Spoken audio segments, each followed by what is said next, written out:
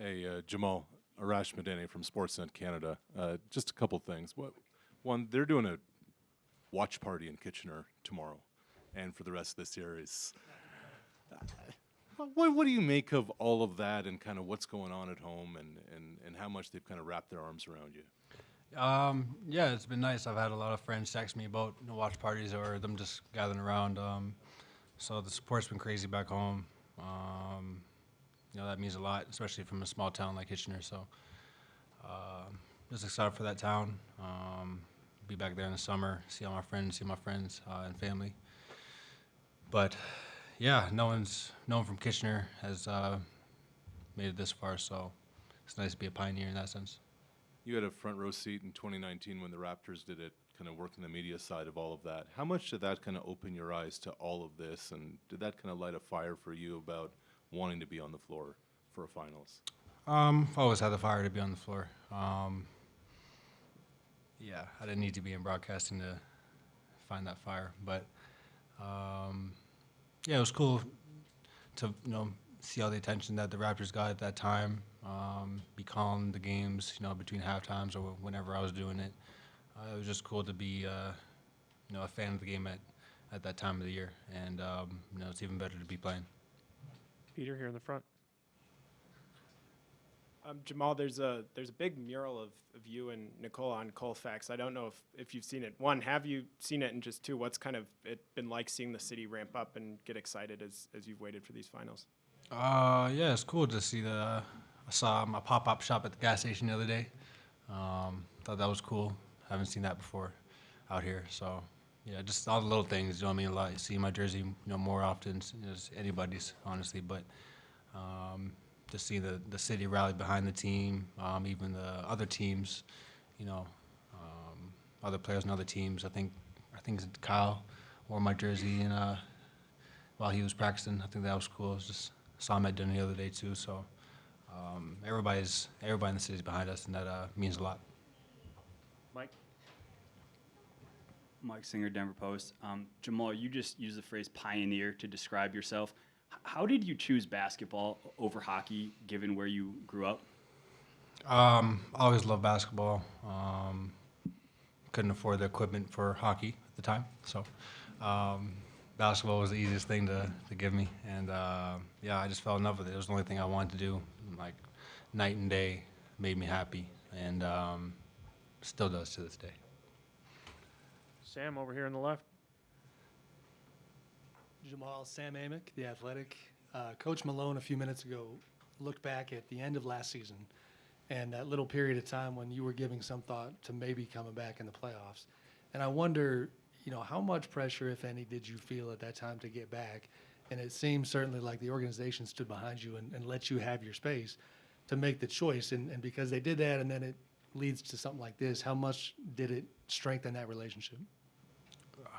Strengthened my knee as well. I mean, but yeah, it was nice to not have, obviously the outside noise can be pressured, everybody asking if I'm healthy or not at the time, but to have the team, say, it's up to you if you want to come back, if you're ready. If not, it's okay, we'll wait. So that meant a lot, knowing that I was in no rush and I could just focus on my health at the time, and I was still working to get back. Just that mental factor of having something to strive for at the time, but wasn't there. And now you look back, and my dad at the time, he didn't want me to play either. Just knowing that he knows what I can do and how I should look, especially to him, who's been watching me my whole life. And at the time, I didn't look like that, even if I was making shots or whatever. I knew I wasn't 100%, but to hear from him meant a lot more. So it was a team effort in that decision. On your right, third row in the aisle. Hi, it's Janice Fernandez, Local 10 News in Miami. Thanks for having us here. So my question for you is, your whole team had roughly over a week of waiting to see who your opponent would be for the finals. Was this the opponent you were expecting, and did you get to watch the Miami-Boston series? Yeah, watched all the games. No, it's the best of four. It's the best of seven. So first of four, we didn't know who we were gonna play. We prepared for both, and once we finally knew it, kind of brought us all to ease to be able to prepare, mentally just for the matchups and game plan and all that. So it was a little relieving to see a couple days ago the result. But yeah, we're excited. Back left. Jamal, how difficult will it be to prevent Jimmy Butler from repeatedly getting to the line in this series? Show your hands. Be in stance. It's going to take a team effort, show a crowd. Real verticality, jumping straight up when he attacks the rim. He's going to throw his body at you. He's going to fall to the floor. You just got to stay solid and be as legal as possible. And that's a couple things to touch on. Yeah. Again on your right, third row. Jamal, Jacob Toby with 9 News here in Denver. Last series, you kind of talked about, dreaming as a kid, hitting big shots, and big moments, yelling bang like Mike Breen. What's it like now to know that you have the opportunity to hit big shots in an NBA Finals setting and to show that, that you are a clutch player at the biggest level?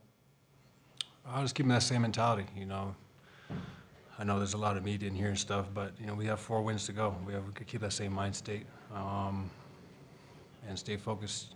We can't get relaxed or can't get complacent. I think that's the biggest thing. Or satisfied. We haven't won a championship. So until then, stay in the right mindset and everything will come. Rachel, back right. Jamal, what is the earliest sort of NBA Finals you remember really locking in on as a kid and being like, okay, that's awesome, I want to do that? I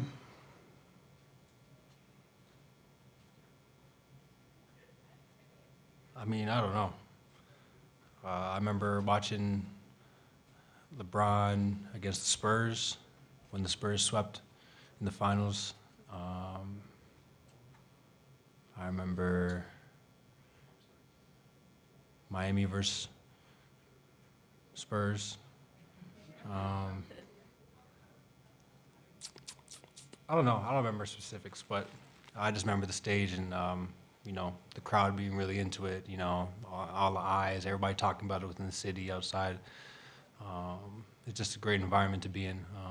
So excited for the opportunity, and we want to make the most of it. When you were a kid on the blacktop, I assume when you did 3-2-1 in your head, it was for an NBA title, right? It was for a championship? Every time. Who were you pretending to be? What was the circumstance? Funny thing is, it wasn't just for the championship. I used to write down the playoff seeding and put myself on one of the teams and then play so if we played the Detroit Pistons, I'd go against Billups and Rasheed Wallace and then just talk like Marv Albert and all them. So yeah, I was in deep. I was making shot after shot. Trust me. Back left. Go ahead, Ben. Matthew from Benedict. I know who you are, bro. Come on, man. Okay, I know this is the finals. You got to be serious and locked in, but I don't want to get your confidence down a little bit. But taking you back in 2019 at the Basketball Without Borders, I think it was 8 a.m. and then playing one-on-one. Can you take us back to how the game went between me and you and be honest about it? Oh, I can be honest about it. No, but for everybody, me and Ben was in, where were we? You remember where we were? Columbia, yeah, we're in Columbia. Basketball Without Borders. I remember the girls were really good there. Young girls. What? Players. Huh? I think it's players. Everyone's laughing. Yeah, it's players. So I'm talking about a basketball camp.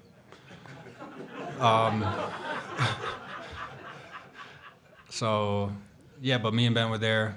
I was coaching him up. He was really athletic, as he is now, jumping over everybody. Couldn't shoot as well as he could now. Developed on his game a little bit.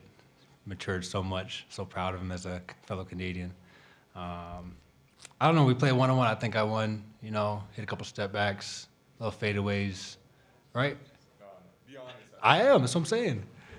It's 4 years ago, bro. I'm gonna take you back a little. All right, let's go. Playing one-on-one, and then we're playing pretty good. And I was like, I'm trying to make it so I ain't trying to have problems with you or issues. I'll let you score 2 points, and I scored 2. This guy over here. And then you have 4. Next question. It was 14. It was 4-2, and then you said you started shooting from half court. Yeah. Playing serious. Yeah, I was trying to get your confidence up. I remember that. But I Yeah, 'cause won I was like the 5-4. older one. I got you. I won 5-4, right? I think I was giving you confidence. Yeah, for sure. You want me to be honest? I was being honest. Got you, bro. Over, standing on your right. Jamal, Jim Barry, CBS Miami. The Heat have built their roster in a very unconventional way. They have 7 undrafted players, and I'm just wondering your view, and maybe if other guys around the league talk about how the Heat have gotten so far with so many guys that were overlooked by so many others. I think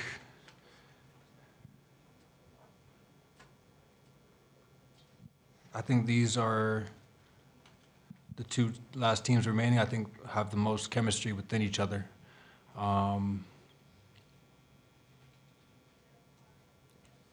Lowry's been a champion.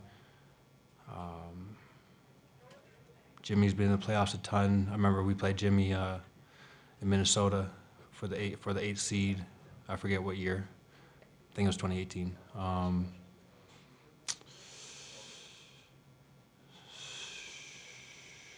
Trying to go through their team. Turn that shit off. Max Strus and Doug Robinson and Gabe Vincent and Caleb Martin, all these guys were undrafted. Yeah, they can all play. I mean, drafted or not, and they can all play. And they play really well. You know, the handoffs that they do, they put us in a lot of actions. The ball's hopping. They're unselfish, looking for the shot, looking for the best shot. They use the whole shot clock. I think they're a very well-rounded team, and they trust each other. They've trusted each other a lot throughout the season, and I think that's what set them apart from all the other teams in the East that they've faced. I think they're really together through the ups and downs, and they're very resilient. Kind of like us in a sense, where we're very resilient, been together, continuity, chemistry, ball hops, unselfish.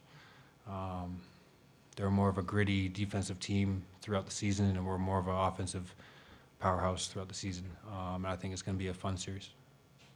Thank you, Jamal.